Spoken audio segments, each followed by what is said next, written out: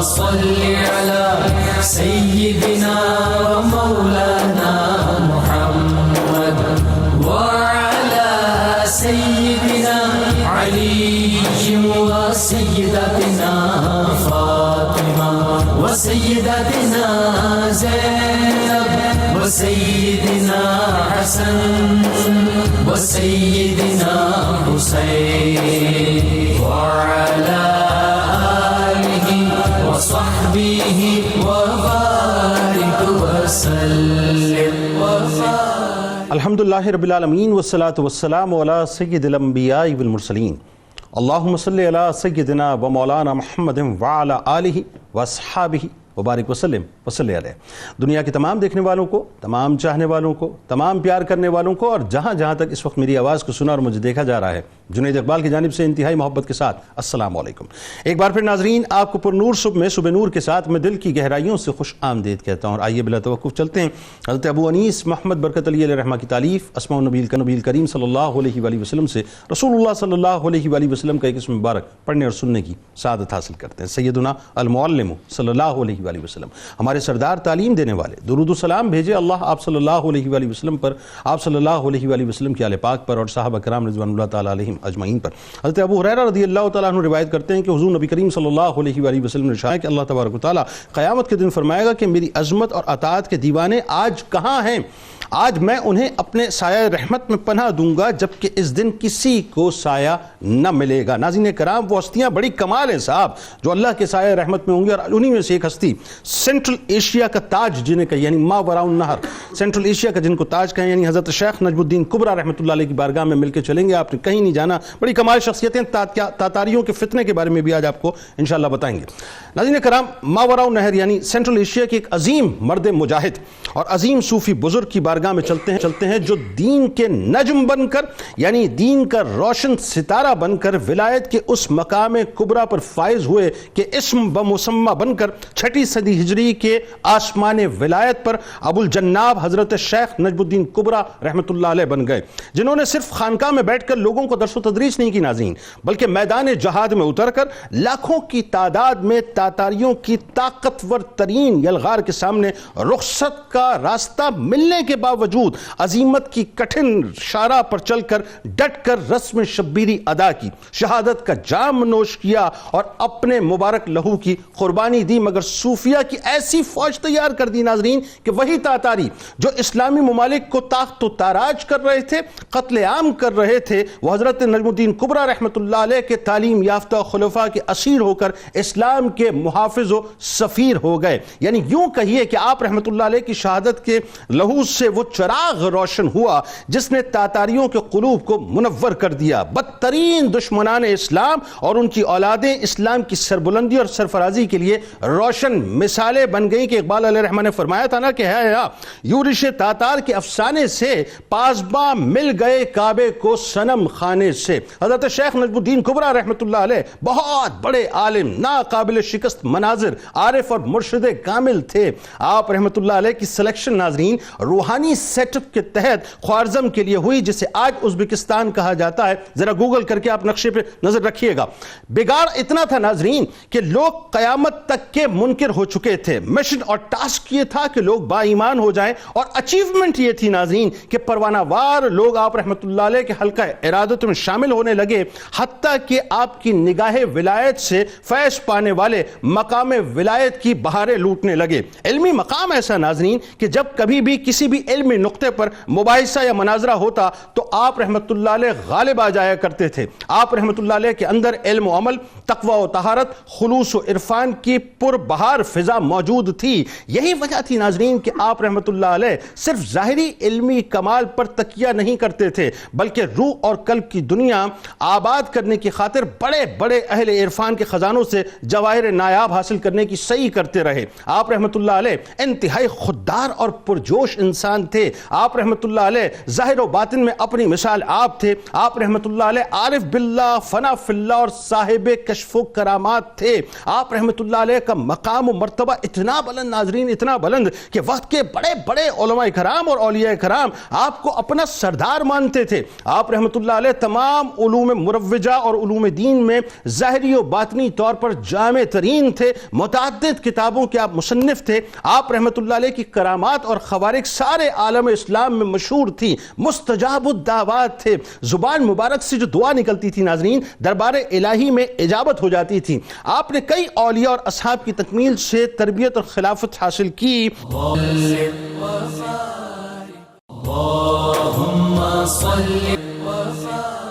حضرت نجم الدین کبریٰ رحمۃ اللہ علیہ کے بارے میں پڑھ رہا تھا، تو آگے جا کے بات ضرور اس موضوع پہ کریں گے، لیکن میں چاہتا ہوں ابتدائی طور پہ بھی تھوڑی سی بات ہونی چاہیے۔ ایک تو یہ کہ آپ کا نسب، پھر ساتھ ساتھ آپ رحمۃ اللہ علیہ کو جو القابات عطا ہوئے اس کی وجوہات کیا تھی آپ نے بتانی۔ اور ایک بات دیکھیں آپ، میں جو کہہ رہا تھا آپ سے کہ اس وقت کے جو سیاسی اور مذہبی حالات تھے وہ انتہائی خطرناک ترین تھے۔ یعنی ایک تو یہ کہ عقائد اتنے بگڑ چکے تھے کہ قیامت تک کا انکار ہو رہا ہے، اور دوسری طرف فتنہ تاتار جو ہے بالکل سامنے کھڑا ہوا تھا۔ اور پھر سینٹرل ایشیا میں جو اولیاء کرام نے کام کیا اس میں آپ کا ایک بڑا مقام و مرتبہ، آغاز کیجیے۔ بسم اللہ الرحمن الرحیم۔ بہت شکریہ، آپ نے اپنے سرنامہ کلام میں بہت حسین انداز میں حضرت کی جو شخصیت ہے اس کو ذکر کیا۔ جزاک اللہ۔ اللہ تعالیٰ ان کی برکتیں آپ کو اور ہم سب کو عطا فرمائے۔ آمین آمین، ہم سب کو عطا فرمائے۔ فَاذْكُرُونِی أَذْكُرْكُمْ، اللہ تعالیٰ نے فرمایا کہ تم مجھے یاد کرو میں تمہیں یاد کروں گا، تم میرا ذکر کرو میں تمہارا ذکر کروں گا۔ سبحان اللہ۔ اعلیٰ حضرت رحمۃ اللہ تعالیٰ علیہ نے اس جملے کو یوں ذکر فرمایا ترجمہ کرتے ہوئے، فَاذْكُرُونِی، تم میرا ذکر کرو، بلکہ یوں فرمایا آپ نے تم مجھے یاد رکھو، اذکرکم، میں تمہارا چرچا کر دوں گا۔ تو یہ جملہ اس وقت اولیاء کرام کی ذات کے حوالے سے میں واضح طور پہ نظر آتا ہے کہ اللہ تبارک و تعالیٰ کے نیک بندے جنہوں نے اپنی زندگی کے شب و روز اللہ تبارک و تعالیٰ کے عبادت و اطاعت میں گزارے، تو اللہ تبارک و تعالیٰ نے آج ان کے نام کو بھی زندہ رکھا، ان کے کام کو بھی زندہ رکھا۔ اور ہمارے لیے نصیحت یہ ہے کہ اگر ہم ان کی سیرت پر عمل کریں، ان کے نقش قدم پر چلیں گے تو اللہ تبارک و تعالیٰ ہمارا انجام کار بھی بہت بہتر فرمائے گا انشاءاللہ۔ یعنی اسم مسمى بنا دیا، نجم الدین، دین کا نجم بنا دیا۔ اچھا، اس میں جب آپ نے نسب کا ذکر فرمایا تو آپ دیکھیے کہ بہت ساری شخصیات ہمارے سامنے ایسی ہیں کہ جن کا نام لوگ نہیں جانتے لیکن ان کے لقب سے وہ مشہور ہو گئے ہیں۔ کیا کہنے؟ جیسے امام بخاری ہیں، امام رازی ہیں، یا امام غزالی رحمۃ اللہ تعالیٰ علیہ، یا صحابہ کرام علیہم رضوان کی بہت ساری ایسی ہستیاں ہیں صحابہ کرام علیہم رضوان میں کہ جن کو ہم دیکھتے ہیں تو اپنے نام کے بجائے اپنے لقب سے مشہور ہیں۔ ایسے ہی یہی حدت کا معاملہ بھی یہ ہے۔ شیخ نجم الدین کبریٰ رحمۃ اللہ تعالیٰ علیہ، اب نام آپ کا نجم الدین بھی نہیں ہے، کبریٰ بھی نہیں ہے، لیکن جہاں بھی آپ سیرت کے اندر آپ کی کتابوں یعنی آپ کے سیرت نگاروں نے جو کچھ لکھا ہے وہ ٹائٹل شیخ نجم الدین کبریٰ ہی لکھتے ہیں۔ اگر میں آپ کو ذکر کروں کہ آج ہم آپ کے سامنے بیان کرتے ہیں حضرت شیخ احمد بن عمر خیوطی رحمۃ اللہ تعالیٰ علیہ کا ذکر کر رہے ہیں تو آپ کہیں گے بھئی یہ کون ہے؟ یہ سننے والے کہیں گے ابھی تو جنید اقبال صاحب نے کہا تھا کہ شیخ نجم الدین کبریٰ کا ذکر ہوگا، اور جناب بیان کرنے والے کہہ رہے ہیں کہ حضرت احمد بن عمر کا ہم ذکر کر رہے ہیں۔ تو نام آپ کا احمد ہوا، والد محترم کا نام عمر ہے، اور کہا جاتا ہے کہ بچپن میں یتیمی کا داغ آپ کو سہنا پڑا، اور اولیاء کرام کا ہم یہی معاملہ دیکھتے ہیں کہ اللہ تبارک و تعالی بچپن سے ہی انہیں اس راہ سے گزارتا ہے کہ خلق خدا کا جو محبت کا سلسلہ وہ ان کے دل کے اندر موجود رہے۔ انتہائی غربت اور مفلسی کا معاملہ تو یہ۔ اچھا، اسی طریقے سے ہم آ جاتے ہیں آگے کہ اللہ تبارک و تعالی نے پھر جب آپ کو علم ظاہر و باطن سے نوازا، کیونکہ بغیر علم کے ولی نہیں بنتا، کیونکہ ولایت یہ معرفت کا راستہ ہے، معرفت الہی کا راستہ، اور اللہ تبارک و تعالیٰ کسی بے علم کو یہ عطا نہیں فرماتا۔ بے شک۔ اور یہ بھی ہمارے ذہن میں ضرور ہونا چاہیے کہ لوگ آج شارٹ کٹ کے تلاش میں ہیں کہ بھئی بس کوئی ایک جو ہو، اور مطلب جو ہے وہ جیسے حضرت کا ذکر آئے گا انشاءاللہ ابھی کہ حضرت کی شان یہ تھی نظر ڈالتے تھے ولی بنا دیتے تھے، تو اولیاء کی اس کرامت سے کوئی انکار نہیں ہے، ان کی کرامت موجود ہے، لیکن ہمیں حکم العلم بالتعلم کا ہے کہ علم سیکھنے سے آتا ہے، ہمیں سیکھنے کی ضرورت ہے۔ القابات پہ آئیے، القابات پہ ہم آ جاتے ہیں۔ میں ایک چیز اور یہاں پہ القابات پر آنے سے ایک بات اور ذکر کرنا چاہتا ہوں کہ آپ جو ہے مسلکن یعنی حنفی، شافعی، حنبلی اور مالکی کے اعتبار سے آپ مسلکن شافعی المسلک ہیں، یعنی امام شافعی رحمۃ اللہ تعالی علیہ کے پیروکار ہیں آپ۔ اور اسی طریقے سے جو اہل سنت میں دو اصطلاحات استعمال ہوتی ہیں یعنی عقائد کے اعتبار سے، ایک ہے حضرت شیخ امام ابو الحسن اشعری رحمۃ اللہ تعالی علیہ، اور دوسرے ہیں شیخ امام ابو منصور ماتریدی رحمۃ اللہ تعالی علیہ۔ تو آپ حضرت امام ابو الحسن اشعری رحمۃ اللہ یعنی اشاعریہ اور ماتریدیہ میں آپ شیخ امام ابو الحسن اشعری رحمۃ اللہ تعالی علیہ کے جو دلائل ہیں آپ ان کو قبول فرماتے ہیں۔ لہذا اس اعتبار سے آپ یہ دیکھیے کہ آپ شافعی ہوئے اور اس اعتبار سے اشعری ہوئے، اشاعریہ کے اعتبار سے میں نے بھی ذکر کیا۔ اچھا، آپ کے القابات میں آ جاتے ہیں تو ایک لقب جو بہت آپ کا مشہور ہے وہ نجم الدین ہے، اور نجم الدین کبریٰ اس کے ساتھ۔ نجم الدین، نجم کہتے ہیں ستارے کو، نجم الدین کا مطلب ہو گیا ستارہ، اور کبرا کا معنی جو ہے بلند یا بڑا، تو معنی یہ ہو گیا کہ آسمان ولایت کا ایک بہت ہی بلند اور روشن ستارہ، شیخ نجم الدین کبرا۔ اور کیوں نہ ہو، صرف ایک اشارہ کہ جب آپ کے شاگردوں کی بات ہمارے علماء بیان کریں گے تو ان میں جو بڑی بڑی ہستیوں کا ذکر آئے گا، ان میں مفسر قرآن حضرت امام راضی رحمۃ اللہ تعالیٰ اللہ بے دلیل کیوں نہیں مانتے، وہ واقعی بھی بیان کریں انشاءاللہ ضرور علماء ہمارے ذکر کریں گے اس بات کو۔ تو آپ دیکھیے کہ یہ آپ کا لقب مبارکہ۔ دوسرا آپ کا لقب جو ہے وہ ابو الجناب ہوا، تو لوگ اس کو ابو الجناب پڑھ دیتے ہیں، جناب تو محترم کے لیے ہے، لیکن آپ کا لقب ابو الجناب ہے، بمعنی یہ کہ دنیا سے بے رغبت رہنے والا، اجتناب کرنے والا، دنیا سے بے رغبت رہنے والا۔ اسی طریقے سے ایک لقب آپ کا ذکر کیا جاتا ہے کہ جو آپ نے بھی اپنی گفتگو میں ذکر کیا، ولی تراش، آسان معنی ولی گر، یعنی ولی گر کا مطلب یہ ہے کہ خود تو ولی ہیں لیکن ولی بنانے والے بھی ہیں۔ اور آسان کر لیں، روحانی دنیا کے بادشاہ گر، روحانی دنیا کے بادشاہ بھی کہہ لیجئے۔ اس کو اور آسان کر لیتے ہیں آپ سے استفادہ کرتے ہوئے کہ آپ دیکھیے کہ ایک ہے افراد کی جماعت کو تیار کرنا، آپ کو ولی گر کہا ہی اس لیے گیا کہ آپ نے روحانی میدان میں بھی، علمی میدان میں بھی، اور فتنہ تاتار کے خلاف جو جماعت آپ نے تیار فرمائی ہے، یہ آپ ہی کا کارنامہ تھا جو اللہ تبارک و تعالی نے آپ کو عطا فرمایا۔ درست بات آگے بڑھاتے ہیں، تھوڑا سا سیاسی مذہبی حالات پہ ذرا آپ تھوڑا سا اس پہ جو ہے کلام فرمائیں، لیکن ساتھ ساتھ یہ بھی بتائیے علامہ صاحب کہ حضرت نجم الدین کبریٰ رحمۃ اللہ علیہ کی حیات مبارکہ کا جو پہلا حصہ ہے، اب دیکھیں وہی بات ہے کہ جو تکالیف آپ نے بچپن میں برداشت کی، یعنی آپ نے جو ہے وہ لوگوں کی جاب وغیرہ کی، بہت مشکل تھا کہ وہ کسی طور سے آپ علم کی تحصیل کے لیے نکل پاتے، لیکن وہ بات ہے اللہ جس کو سلیکٹ کرے اور جس کی سلیکشن ہو جائے اس بارگاہ میں، پھر تو بات ہی اور ہے۔ تو پہلا حصہ وہی بات ہے کہ ولایت کے لیے شرط ہے، آپ نے جو ہے وہ اپنا علوم شرعی جو ہے اس کی تحصیل کے لیے خاص طور پہ گزارا۔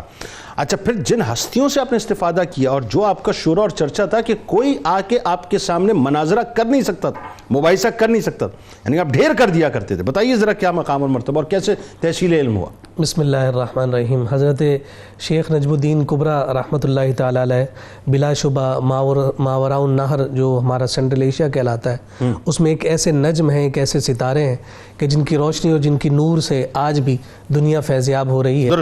اور بلا شبہ آپ کی ہستی ایک وہ ہستی ہے کہ جو یوں سمجھیے کہ میدان ولایت میں ایک مثال کے طور پر ہمیں سامنے نظر آتی ہے کہ شریعت، طریقت، معرفت اور حقیقت، ان تمام ابواب سے داخل ہو کر یہ سلوک کی منازل کو کیسے طے کیا جائے۔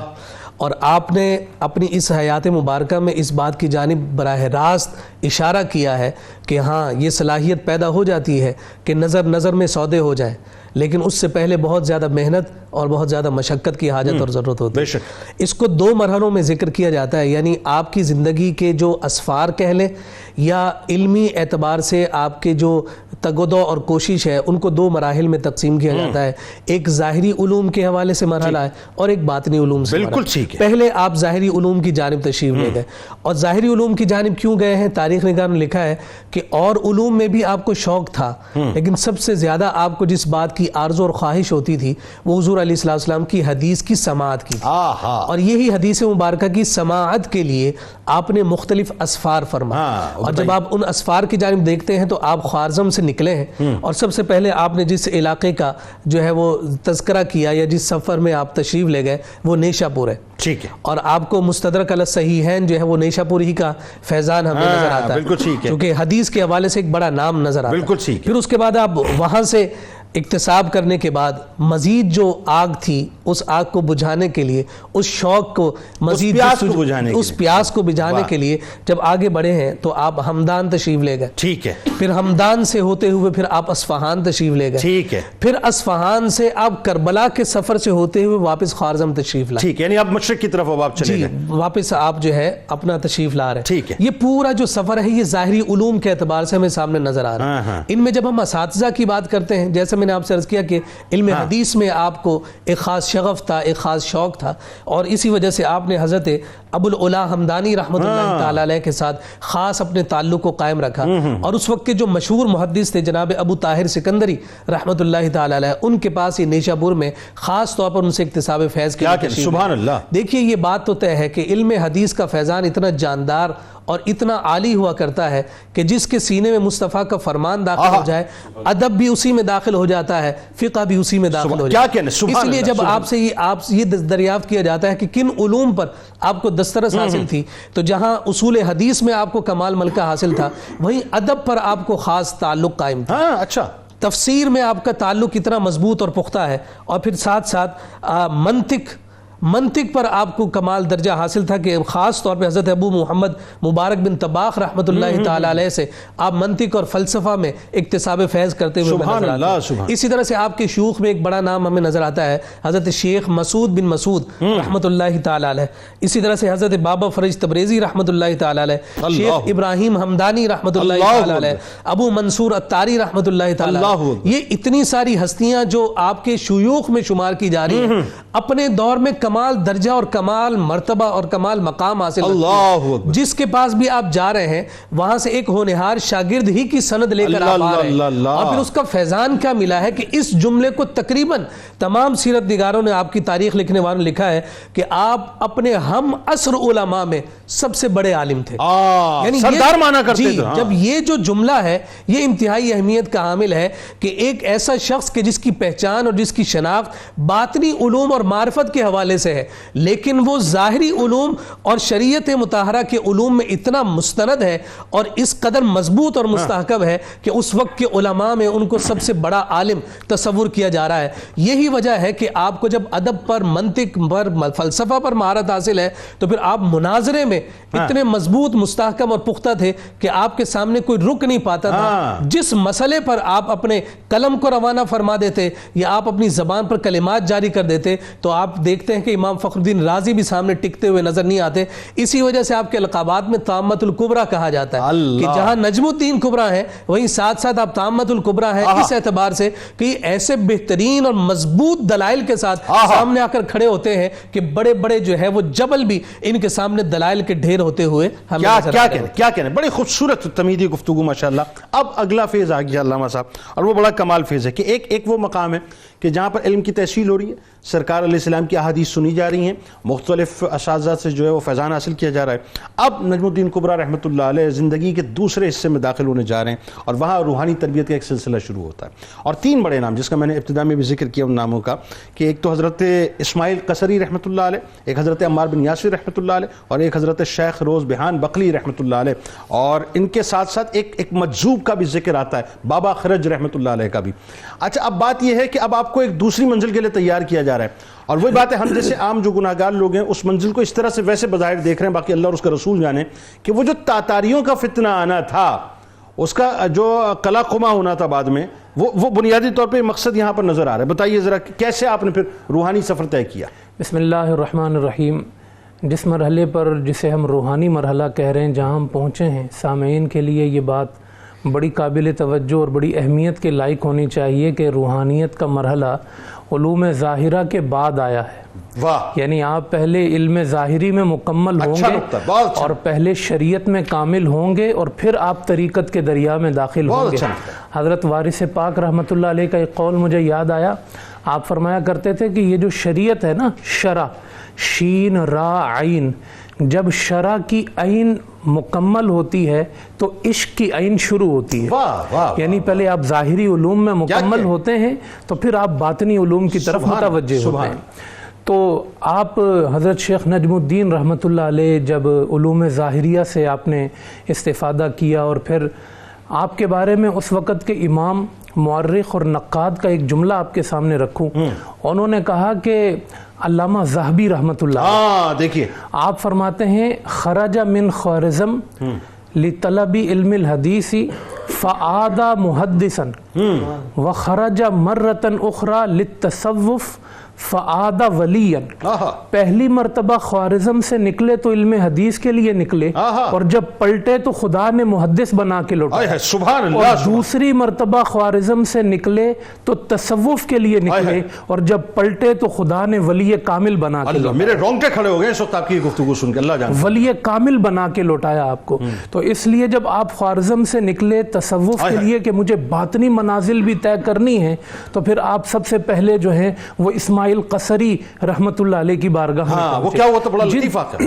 3 بزرگوں کا آپ نے ذکر کیا ہے, یہ تینوں ابو النجیب سہروردی کے مریدین ہیں تینوں, اور یعنی سہروردی فیض جو ہے چل رہا ہے ساتھ ساتھ. تینوں مرید ہیں ان کے, اور ان تینوں کے پاس ایک ایک منزل میں حضرت شیخ نجم الدین پہنچے ہیں, اور تینوں نے الگ الگ جہت سے ان کو منازل طے کرائی. پہنچے بھی ہیں اور ایک دوسرے کے پاس پہنچایا بھی ہے. کمال تو یہ ہے, وہی میں ذکر ایک کندن کی جو باقاعدہ تیاری ہو رہی ہوتی ہے. اصل جو ان کے مرشد ہیں نا وہ یہی اسماعیل قصری ہیں, جن سے ان کی جو بیعت تھی وہ بیعت ارادت تھی, خرقہ انہی سے ملا ہے. اور قبرویہ سلسلہ جو ہے یہیں سے پھر آپ کو, اور بالکل یہ سہروردی سلسلہ پھر آگے نہیں, حضرت عمار بن یاسر سے سہروردی جی یہ سلسلہ جو ہے نہر جوریہ ہے, جو اسماعیل قصری کا ہے, نہر جوریہ سلسلہ ہے. پھر آپ سے یہ قبرویہ سلسلے میں منتقل ہوا.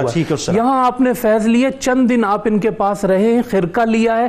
انہوں نے کہا کہ بھئی آرمینیا میں عمار بن یاسر کے پاس جاؤ. ٹھیک ہے, یہ بزرگوں آج تو یہ ہے نا, یہ میرا مرید یہ میرا مرید, وہ کہتے تھے میرا تیرا نہیں, ہم اگر اکیلے یا مل کر خدا تک پہنچا دیں تو یہ بڑی بات.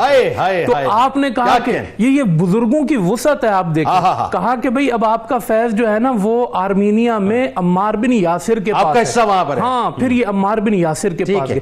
عمار بن یاسر کے پاس یہ کئی سال رہے, اور انہوں نے وہاں کئی تربیت کی منازل طے کی. ان سے بڑی معانست تھی, بڑی محبت تھی, اتنی چھاپ تھی ان کے اوپر عمار بن یاسر کی کہ فیض پانے کے بعد جو خواب عمار بن یاسر دیکھا کرتے تھے وہی خواب شیخ نجم الدین کبریٰ, جو یہ دیکھتے تھے وہ دیکھتے تھے. یہ اتنی ان کے اندر معانست تھی. تو یہاں سے سلسلہ سہروردیہ کا جو فیض ہے جو انہوں نے لیا تھا ابو النجیب سہروردی سے, اور انہوں نے لیا تھا احمد غزالی سے, اور انہوں نے لیا تھا ابو بکر نساج سے, اور انہوں نے لیا تھا ابو القاسم گرگانی سے, اور انہوں نے لیا تھا ابو عثمان مغربی سے, اور انہوں نے لیا تھا شیخ ابو علی کاتب سے, اور انہوں نے لیا تھا شیخ ابو علی سے, اور انہوں نے لیا تھا جنید بغدادی سے, اور انہوں نے لیا تھا سری سکتی سے, اور انہوں نے لیا تھا معروف کرخی سے, اور انہوں نے لیا تھا شیخ حبیب اجمی سے, کا بھی ذکر یہاں پہ حبیب اجمی سے, اور انہوں نے حبیب اجمی نے لیا تھا حسن بصری رحمت اللہ, اور حسن بصری نے لیا تھا مولا کل مولا علی سے, اور مولا علی نے لیا تھا رسول اللہ صلی اللہ علیہ وسلم. یہ ان کا سہروردی شجرہ ہے جو ان کو یہ فیض ملا. پھر وہاں فیض لینے کے بعد یہ روز بہان بقلی کی بارگاہ میں گئے, وہاں جا کے انہیں فیض ملا. پھر یہ ابن الاسرون کے پاس گئے, علم فقہ حدیث اور تصوف جو ہے وہ انہوں نے ان کے اندر جذب کر دیا. اور پھر میں یہاں پر ایک جملہ کہوں گا کہ یہ بابا خرج جن کا آپ نے ذکر کیا, مجذوب وقت, وہاں پر پہنچے, انہوں نے کہا دفتروں کی تلاش میں کیا گھومتا ہے, خدا نے تجھے سر دفتر بنا دیا, تقسیم کرنے کی باری ہے, تقسیم کرتا جا. اور آخری بات بڑی اہم ذکر کروں, یہ تو یہ تھا کہ شیوخ کے سامنے بیٹھ کے انہوں نے حاصل کیا نا. حضرت کی ایک کرامت اور خصوصیت یہ تھی کہ آپ نے بطریقہ سلسلہ اویسیہ بھی فیض حاصل کیا. بطریقہ اویسیہ کا مطلب یہ ہوتا ہے کہ عالم ارواح سے بزرگوں سے فیض لینا. یہ فرماتے ہیں عالم ارواح میں جنید بغدادی سے, امام قشیری سے, بایزید بستامی سے, ان بزرگوں کی روحوں سے میں نے استفادہ کیا. یہ ان کا روحانی مقام ہے کہ اللہ پاک نے انہیں ظاہری اور پھر جو دنیا سے چلے گئے تھے ان کی روحوں سے بھی فیض عطا فرمایا. یہ سب کچھ کرنے کے بعد جو بابا خرج رحمت اللہ علیہ کی آپ بات کر رہے تھے, بس وہ جب انہوں نے اپنا کرتا آپ کو جو خرقہ عطا کیا ہے, وہ خرقہ بن گیا, وہ پھٹ گیا خود ہی, بس وہ اتار کے دیا اور کہا کہ یہ لے جاؤ. اور جب وہ پہن کر حضرت بابا نجم الدین نکلے ہیں تو پھر وہ مقام ہے, کہتے ہیں میں نے خواب میں فرشتوں کو دیکھا, وہ کہہ رہے تھے ہم نے اسم اعظم نجم الدین کو عطا کر دیا. علامہ صاحب یہ بتائیے, حضرت نجم الدین کبریٰ رحمۃ اللہ علیہ کو ظاہر ایک تو جو بالکل کلیئر, مجھے تو بڑی کلیئرٹی ہے اس معاملے میں کہ اللہ تبارک و تعالیٰ جن کو منتخب کرتا ہے اپنے دین کے لیے, ظاہر ہے پھر وہی کھڑے ہوتے ہیں. تو آپ کا انتخاب ہے, اور وہ میں معمولاً ایک جملہ کہتا ہوں کہ روحانی آرگنائزیشن کی ایک سلیکشن ہے آپ کے لیے. اچھا, جب آپ کو دین کی تبلیغ کے لیے تیار کیا گیا تو ایک جو مقام ہے آپ کا اس کا تعین ہو گیا خوارزم, یعنی آج کا ازبکستان. تو ایک تو یہ کہ آپ کا مثلا مقام وہ بنا. اب تبلیغی خدمات کے لیے آپ رحمۃ اللہ علیہ نے جو علمی, تصنیفی, سماجی اور رفاعی خدمات انجام دی ہیں وہ بڑی عظیم الشان ہے, ذرا اس بارے میں بتائیے. بسم اللہ الرحمن الرحیم. دیکھیے آپ کے اسفار کے بارے میں ذکر ہوا، آپ کے اساتذہ کے بارے میں اور تحصیل علم کے بارے میں، روحانی مقام کے بارے میں ذکر ہوا. خاص طور پر جو آپ پر ہمیں ایک ہستی کا فیض زیادہ نظر آتا ہے حضرت شیخ عمار بن یاسر رحمۃ اللہ تعالیٰ علیہ ہیں، جن کی بارگاہ میں رہ کر آپ نے تمام منازل طے کی ہیں، علوم ظاہریہ کی، علوم باطنیہ کی، اور پھر انہی کے حکم پر آپ جو ہے انہی کی اجازت سے، انہی کے حکم پر خوارزم یعنی موجودہ ازبکستان جو ہے تشریف لے گئے ہیں. اور جب آپ نے اپنے شیخ سے اس بات کو سنا کہ آپ کی ڈیوٹی وہاں پر جائے، تو آپ نے اپنی چند تحفظات کا اظہار کیا تھا کہ وہاں تو اللہ تعالیٰ کے منکر ہو چکے ہیں لوگ، وہاں پہ تو سیاسی حالات ایسے ہو چکے ہیں کہ لوگ ایک دوسرے کے خون کے پیاسے ہیں. تو یہ ساری باتیں جب آپ نے ذکر کی ہیں تو انہوں نے فرمایا تھا کہ آپ کے لیے ذمہ داری کا تعین وہیں کیا گیا ہے، آپ وہیں جائیے، اللہ تبارک و تعالیٰ آپ کے کام میں برکت عطا فرمائے گا. سبحان اللہ. یعنی وہ اسپیسیفیکیشن جو ہے آپ کو کر دی گئی، یہ آپ کو جغرافیہ جی آپ کو جو ہے مطلب علاقہ جو ہے منتخب کیا کہ بھئی یہاں پہ جانا ہے. اور ظاہر ہے کہ ایک بہت بڑا مقصد تھا پیچھے کہ وہ لوگ کے جو خون کے پیاسے ہیں، ظاہر ہے کہ ان کو کب تک کوئی جہاد کرتا رہے گا، مارتا رہے گا. ظاہر ہے کہ انہی میں سے یعنی پاسباں مل گئے کعبے کو صنم خانے سے، تو انہی میں سے ایسے لوگ آئیں گے کہ جو آپ کے مریدین ہوں گے، جو آپ کے شاگرد ہوں گے، جو آپ سے اکتساب فیض کریں گے، پھر وہی اپنے لوگوں کو اس قتل و غارت گیری سے دور کریں گے. تو طریقہ کار یہی ہوتا ہے، اور سمجھدار وہی ہوتا ہے کہ جو اپنے واعظ کے ذریعے بھی اور تلوار کے ذریعے دونوں طریقوں سے کام کرے تاکہ اللہ تبارک و تعالیٰ کے دین کا پیغام صحیح طور پر وہاں پہنچ سکے. تو حالات تو یہ ہیں کہ علمی طور پہ بھی لوگ تنزلی کے شکار ہیں، سیاسی طور پہ بھی، اور ظاہر ہے کہ جو بندہ کسی کے خون کے درپے ہو جائے تو وہاں کسی کی عزت و ناموس کی پرواہ کرے. ایسا ہی تو جب یہ حالات ہیں، ان حالات میں آپ تشریف لیں گے تو آپ کو چند چیلنجز درپیش ہے. اچھا اس میں ایک اور بات، قطع کلام کی معذرت، کہ عقائد جیسا کہ میں نے کہا وہ انتہائی بگاڑ ہو چکا تھا. یعنی سوچئے کہ جب سوچیے آ جائے کہ قیامت ہی بپا نہیں ہونی ہے، قیامت ہی کا تصور ختم ہو گیا، تو پھر الہاد تو اپنے عروج پہ وہاں پہ. اگر دوسرے لفظوں میں کہوں کہ الہاد کے فتنے کو بھی آپ نے زمین بوس کیا ہے. جی میں آپ کو عرض کرنا کہ مذہبی طور پہ حالات کیا تھے وہ بھی آپ نے ذکر کیا، سیاسی طور پہ جو حالات تھے ان کا بھی ذکر آ گیا، اور اخلاقی طور پہ جو حالات تھے ظاہر ہے کہ ان کا ذکر بھی آ گیا. تو ظاہر ہے کہ آپ کو ان تمام محاذات پہ کام کرنا تھا. عام طور پہ ہوتا یہ کہ ایک بندہ علمی کام کر رہا ہوتا ہے مگر جو ہے وہ میدان جہاد کی طرف نہیں جاتا، وہ کہتا ہے میں خانقاہ میں بیٹھ کے کام کروں گا، ایک کہتا ہے مدرسے میں بیٹھ کے کام کروں گا. لیکن آپ نے تمام جہاد پر کام کیا. آئیے بتائیے ذرا، علمی، تصنیفی، سماجی، رفاہی، یہ جو آپ نے کام کیا. کہا جاتا ہے کہ میں مختصر کرتے بات آگے بڑھاؤں، کہا جاتا ہے کہ آپ جب یعنی آپ اپنی آخری عمر کو پہنچے ہیں جو 60 سال یا ذکر کی گئی ہے، کہا جاتا ہے کہ اس وقت آپ کے تلامذہ کی تعداد اور جو ٹیم آپ نے تیار کی تھی ان کی تعداد 60,000 سے زیادہ تھی اس وقت. 60,000 جی 60,000 سے زیادہ افراد تھے جو آپ نے اپنی اس مختصر زندگی کے اندر تیار کیے تھے. تو ایسے افراد تیار کرنا کہ جو عقیدے کے ساتھ بھی کھڑے ہو جائیں، نظریے کے ساتھ بھی کھڑے ہو جائیں، سیاسی، مذہبی، اخلاقی، ہر اعتبار سے آپ نے تیار کر کے سامنے کھڑے کر دیے کہ اگر میری شہادت ہو بھی جاتی ہے تب بھی نہ میرا نام ختم ہوگا نہ میرا کام ختم ہوگا، کیونکہ کام یہ سیدھا کیسے چلتا رہے گا. تو یہ آپ نے اس اعتبار سے بڑا کام کیا، اور یہ ظاہر ہے کہ یہ سلیکشن تھی آپ کی اس اعتبار سے کہ جو اللہ تبارک و تعالی نے آپ کو اس جگہ کے لیے منتخب فرمایا. اور پھر آپ یہ دیکھیے کہ علمی مقام و مرتبہ پر علماء نے گفتگو کی ہے. اور یہاں پہ میں خاص طور پہ یہ بات عرض کرنا چاہتا ہوں کہ جب تاتاری فتنہ اپنے عروج پر ہے، ظاہر ہے کہ اس وقت آپ درس و تدریس کا منصب بھی سنبھالے ہوئے ہیں، روحانی منصب بھی سنبھالے ہوئے ہیں، اور آپ کے ہاتھ میں تلوار بھی موجود ہے. یہ نہیں کہ فقط کتاب آپ اٹھا کر بیٹھے ہوئے، بلکہ علم فقہ پر آپ کو عبور حاصل ہے، علم منطق پر عبور حاصل ہے، علم تفسیر پر عبور حاصل ہے. یہاں تک کہ روایت آپ کے حوالے سے بیان کی گئی ہے کہ آپ فرماتے ہیں کہ رسالہ قشیریہ جو امام قشیری رحمۃ اللہ تعالی علیہ کا تصوف پہ مشہور ترین رسالہ، مشہور ترین کتاب ہے، کہ اس کے بغیر تصوف کے جو مسائل ہے یا تصوف کی جو علم ہے، تصوف کا علم، اس کی تکمیل نہیں ہو سکتی. آپ فرماتے ہیں یہ اس رسالے کی اجازت بھی مجھے 2 واسطوں سے امام قشیری رحمۃ اللہ تعالی علیہ سے عطا کر دی گئی ہے. تو آپ دیکھیے کہ یہ مقام و مرتبہ. اچھا پھر آپ نے جو علم تصوف میں اور دیگر چیزوں میں کام کیا ہے، کہا جاتا ہے کہ آپ نے جو کتابیں ہیں، کچھ کتابوں کے آپ نے عربی سے ترجمے بھی کیے فارسی زبان کے اندر، کچھ کتابوں کے تراجم جو ہے وہ آپ نے ترکی زبان میں بھی کیے، کیونکہ آپ کو ترکی زبان پہ، عربی زبان پہ، فارسی تینوں پہ عبور حاصل تھا. کیونکہ جو اس وقت ازبکستان ہے آپ یہ دیکھیے تو وہاں پہ ترکی اور فارسی سے ملی جلی زبان جو ہے ذکر کی جاتی ہے، جو وہاں کی لینگویج ہے، لیکن اس کے ساتھ ساتھ وہاں پہ عربی بھی موجود ہے اور فارسی تو ظاہر ہے کہ وہاں پہ زیادہ تر بولی جاتی ہے. اور سماجی کام آپ کے بڑے تھے. اس اعتبار سے آپ یہ بھی دیکھ لیجئے کہ جو لوگ آپ سے وابستہ ہوئے ہیں آپ نے ان کی ڈیوٹیاں مختلف جگہوں پر لگائی ہیں، مختلف جگہوں پہ ان کی ڈیوٹیاں لگائی ہیں کہ آپ نے یہ کام کرنا، یہ کام، یہ کام، یہ کام. یعنی بعض لوگوں کو آپ نے صرف اور صرف اس بات پہ لگا دیا تھا کہ آپ نے حالات کا مشاہدہ کرتے ہوئے ہمیں اطلاع دینی ہے، جس کو کہتے ہیں کہ ایک ایسا عمل کہ بھئی کیا ہو رہا ہے اس وقت، اس سے آپ کو حالات حاضر یعنی سے آپ باخبر پلس سے وابستہ رہتے تھے حالات کی. اور پھر اس اعتبار سے ٹیم کو وہاں پہ منتخب کیا آپ نے. دوسرا آپ نے کام یہ کیا کہ طلباء کی ایک ایسی ٹیم تیار کی کہ جو درس و تدریس اور وعظ و نصیحت کے اعتبار سے تھی. تیسرا آپ نے مجاہدین کی جماعت کو تیار کیا کہ وہ اللہ تعالیٰ کی عبادت بھی کر رہے ہیں، غازی بھی ہیں، نمازی بھی ہیں، اور اس کے ساتھ ساتھ تلوار اٹھا کر جو ہے میدان جہاد میں بھی جا رہے ہیں. تو درس و تدریس کا مرحلہ ظاہر ہے کہ یہ ایک بڑی خدمت آپ کی.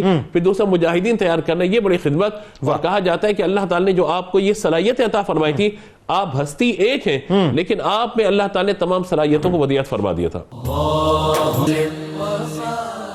آخر میں اب وہ جو مقام ہے وہ بڑا اہم ترین مقام ہے. اور اب مطلب میں اگر ایک طالب علم کی حیثیت سے، ایک انتہائی گناہگار مسلمان کی حیثیت سے اگر میں اپنی نگاہوں سے دیکھتا ہوں تو مجھے بات سمجھ آتی ہے کہ تاتاریوں کو جو ہے وہ خاص طور پر اللہ تبارک و تعالیٰ کے یوں وحدانیت سے جوڑنے کے لیے، اللہ تبارک و تعالیٰ کی دین کی خدمت کے لیے جو ہے باقاعدہ مجتمع کیا گیا.